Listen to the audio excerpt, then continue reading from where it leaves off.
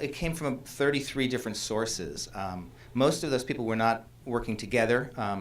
Many of them didn't know one another, but they were all working in the area of trying to make sure that this history, which was being largely ignored by the mainstream media and certainly by television, that it didn't go unrecorded. Ultimately, we found a little over 700 hours of archival footage in which we thought we could tell these narrative stories over a 10-year period.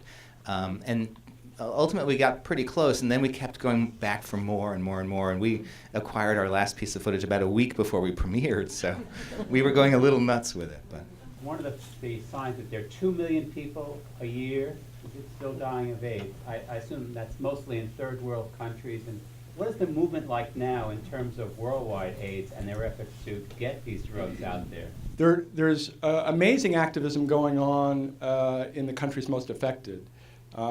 There's a group in South Africa called TAC, Treatment Action Campaign, which stole a lot of the, or borrowed a lot of the techniques that we had developed in the States to pressure a very resistant government in South Africa at the time, who was even denying that HIV caused AIDS, and forcing them to give treatment to their people. ACT UP Philadelphia, which is still going strong, played a huge role in pressuring, when Gore was running against Bush, pressuring them to make AIDS treatment, funding for AIDS treatment internationally, a focus of that campaign, which ultimately led to Bush appropriating millions for paying for drugs overseas. And that's why we have about 6 million on treatment. That's that number you saw on the screen.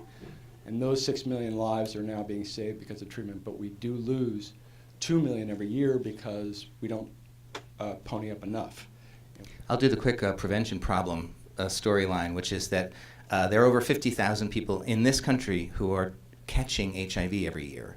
A remarkable figure that hasn't been reduced at all in the last 15 years. So we still really don't know how to do that. And all the old messages that we've been trying have been failing.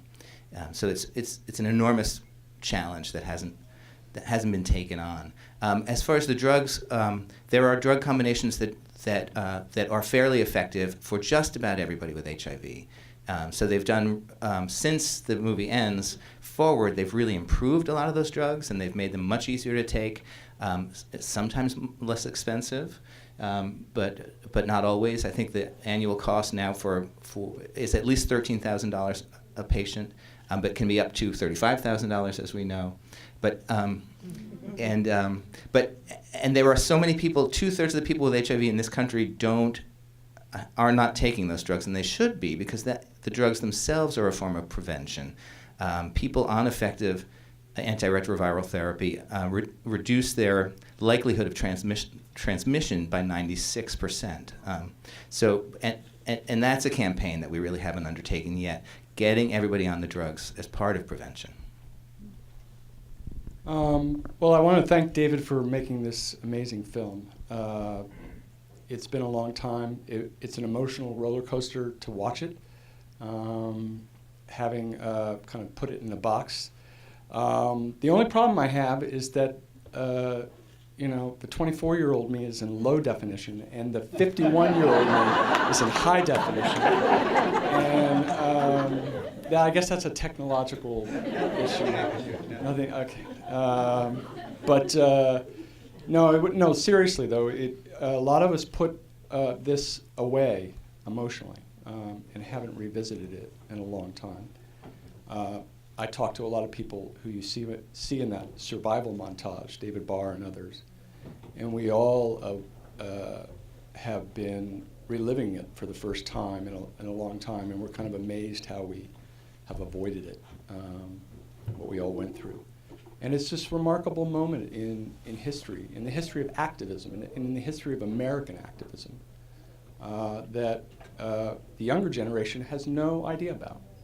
And so hopefully this amazing piece of art will rectify that, and it'll hopefully get to a larger audience. And it is coming to theaters in September, so tell your friends.